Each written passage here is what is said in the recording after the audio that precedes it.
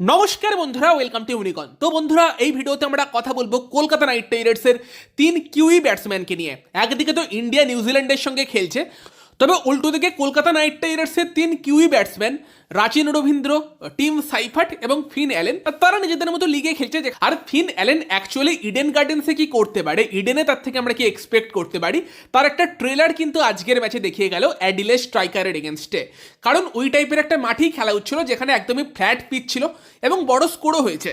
পার্থ স্করচার্স ফার্স্টে ব্যাট করতে গিয়ে 232 রান করে, জবাবে কিন্তু অ্যাডিলেড 200 রান করতে পারে। 32 রানে পার্থ স্করচার্স জিতে গিয়েছে এবং মেন ব্যাটসম্যান অবশ্যই পার্থের হয়েছিল মিচেল মার্স, তবে শুরুটা কিন্তু মিচেল মার্সের সঙ্গে আরেক ওপেনার ফিন অ্যালেনই করেছিল।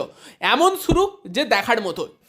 4 ওভারই হয়ে গিয়েছিল 70 রান, দারুণ পাওয়ার প্লেতে শুরু, এবং শুরুটা কিন্তু মার্স এবং ফিন অ্যালেন মিলেই করে, যেখানে ফিন অ্যালেন কিন্তু করে 16 বলে 38। হ্যাঁ, আরেকটু খেলতে পারতো, আনলাকি আউট হয়েছে, মানে ভালো ক্যাচ নিয়েছে অ্যাকচুয়ালি ম্যাট শট, আনলাকি বলার থেকে। কিন্তু ফিন অ্যালেন ফার্স্টেই কিন্তু লুক উডকে দুটো 4 মেরে শুরু করে ফার্স্ট ওভারে। দেন তারপর থার্ড ওভারে তার কাছে যখন স্ট্রাইক আসে সেই সময় কিন্তু লুক উডকে একটা বড় 6ও মারে। তারপর হাসান আলীর অবস্থা তো খারাপ করে দেয়। 16 বলে 38 রানের যে ইনিংস ছিল, সেই ইনিংসে ছিল 4টে 4, 3টে 6, টোটাল 7টা বাউন্ডারি ছিল। শুরুতে একদম পার্থ স্করচার্সকে হেড স্টার্টটা কিন্তু দিয়েছিল ফিন অ্যালেন। উল্টো দিকে মিচ মার্সও ভালো খেলে, লাস্ট অব্দি 51 বলে 88 করে। কুপার কনলি যদিও 0 রান করেছে, তবে দেন জোস ইংলিশের ব্যাট থেকেও 42 রান আসে। অ্যারন হার্ডি, অ্যাস্টন টার্নার, তারাও কিছু কিছু করে কন্ট্রিবিউট করে কিন্তু 232 রানে পার্থের স্কোর পৌঁছে দিয়েছিল। উল্টো দিকে অ্যাডিলেডের হয়ে অ্যালেক্স ক্যারি এবং তার সঙ্গে ম্যাট শর্ট রান করলেও বাকি কেউ দাঁড়াতে পারেনি। 32 রানে কিন্তু পার্থ স্করচার্স জিতে যায় ম্যাচটা। তবে বাকি দুই কিউই ব্যাটসম্যান কিন্তু স্ট্রাগল করছে।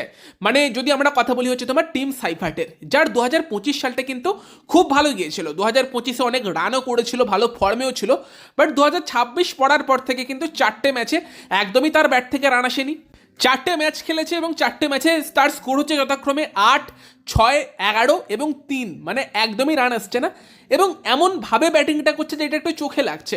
সেই রহমানুল্লাহ গুরবাজের মতনই ব্লাইন্ড স্লগিং করার চেষ্টা করছে, যেই টাইপের প্লেয়ার টিম সাইফাট নয়। হয়তো টিম সাইফাটকে একটু টাইম নিয়ে খেলা দরকার এবার, কারণ অবভিয়াসলি তার ন্যাচারাল খেলাটা অ্যাগ্রেসিভ, বাট রান যেহেতু আসছে না, একটু টাইম নিয়ে খেললে হয়তো আবার সে রানে ফিরলে তার পুরনো ছন্দে থেকে দেখা যাবে। আর 26 সালে খারাপ খেললে তো মুশকিল, KKR হয়তো 26-এই খেলে বেশি দরকার পড়লে।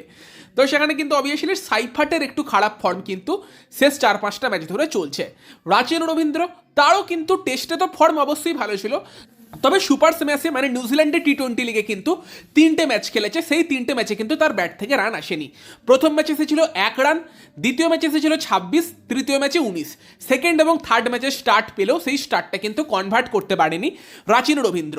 প্রত্যেকটা ম্যাচে বোলিংও করেছে, যদিও প্রথম এবং থার্ড ম্যাচটায় 1 ওভারে একটাতে 15 খেয়েছিল, উইকেট পায়নি। একটা ম্যাচে 1 ওভারে 13 খেয়েছিল, উইকেট পায়নি।